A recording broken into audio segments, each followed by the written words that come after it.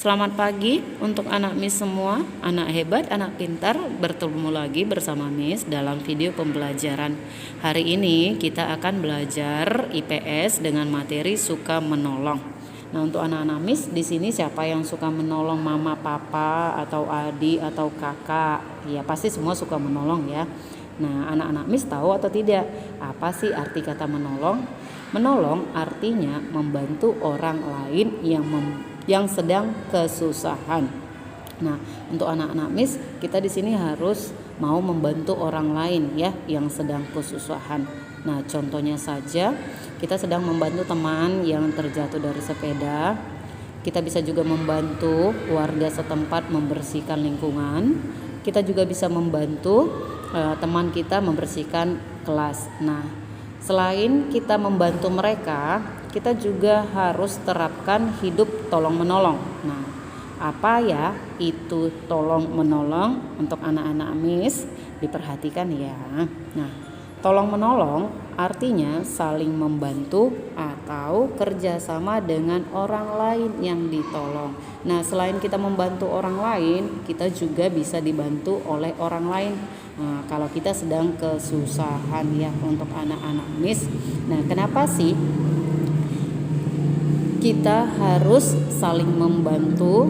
Iya, karena kita manusia sebagai makhluk sosial ya. Nah, makhluk sosial itu apa? Ya, makhluk sosial itu adalah kita sebagai manusia itu tidak dapat hidup sendiri. Kita perlu pertolongan orang lain ya anak-anak ya, karena hidup itu harus saling tolong menolong. Nah, maka dari itu kita juga harus bisa membantu orang lain, karena kalau kita saling membantu, kehidupan kita di sekolah, di rumah, di masyarakat, bahkan dimanapun itu akan berlangsung dengan damai kalau kita bisa belajar saling tolong menolong. Kita sudah dibantu dan kita juga membantu orang lain. Nah, untuk anak-anak Miss, perhatikan Miss punya contoh ya. Nah, kegiatan saling tolong menolong baik di sekolah, di rumah, ataupun di masyarakat. Yang pertama, contoh kegiatan tolong menolong di lingkungan sekolah. Nah, kita bisa membantu teman-teman kita membersihkan kelas yang kita namakan itu piket bersama ya anak-anak. Nah, kita bisa melakukannya secara bersama-sama. Jadi pekerjaan yang tadinya berat itu lebih terasa ringan dan cepat selesai kalau kita mengerjakannya dengan bersama-sama. Kegiatan tolong menolong berikutnya di lingkungan rumah. Nah, anak-anak Miss, ada beberapa contoh kegiatan tolong menolong yang bisa kita lakukan di rumah. Nah, seperti pada gambar, perhatikan contohnya itu adik jatuh dari sepeda. Maka kakak segera menolongnya dan kakak berusaha menenangkan adik supaya adik tidak merasa takut ya. Nah, selain ini kita juga mempunyai contoh. Perhatikan pada gambar ya. Kita bisa bekerja sama membersihkan rumah, membantu mama memasak, kemudian saling tolong menolong membantu menyiram bunga yang ada di halaman. Nah, untuk yang ketiga, kegiatan tolong menolong di lingkungan masyarakat. Anak-anak Miss ya, ada banyak hal yang dapat atau yang bisa kita lakukan untuk menolong orang lain ya.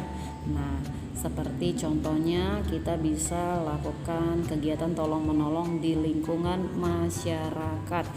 Nah, seperti pada gambar kita bisa membantu membersihkan sampah. Kita juga bisa membantu membangun tempat ibadah atau rumah ibadah bersama. Terus kita bisa membantu membersihkan sampah-sampah yang ada di selokan.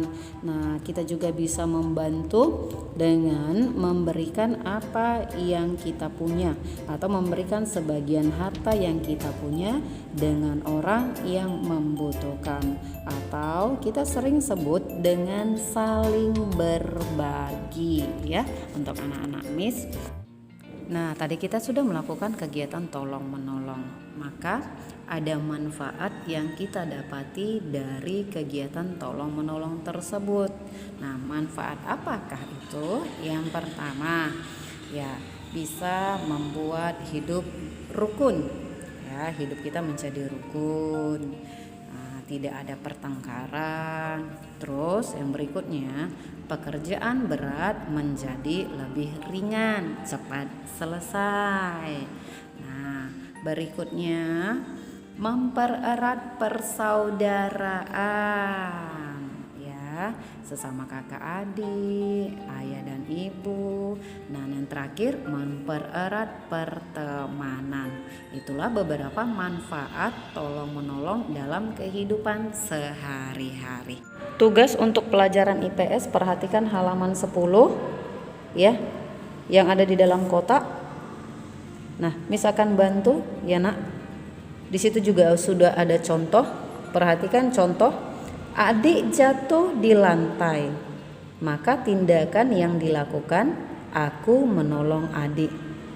Kemudian yang kedua, ibu sedang menanam dan menyiram bunga hias. Sebaiknya aku, nah kalian bisa tuliskan di sini membantu menyiram bunga. Kalian juga bisa tuliskan membantu ibu. Nah, yang kedua, ayah tampak lelah sepulang kerja. Sebaiknya aku ya memberikan ayah air minum.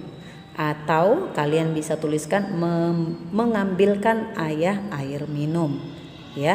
Nah, untuk yang ketiga contohnya, mainan di rumah berantakan, aku segera merapikan mainan. Nah, bisa seperti itu ya anak-anak. Oke, jangan lupa kerjakan 1 sampai 10 langsung saja di buku paketnya. Halaman 10 ya. Oke, selamat mengerjakan tugasnya.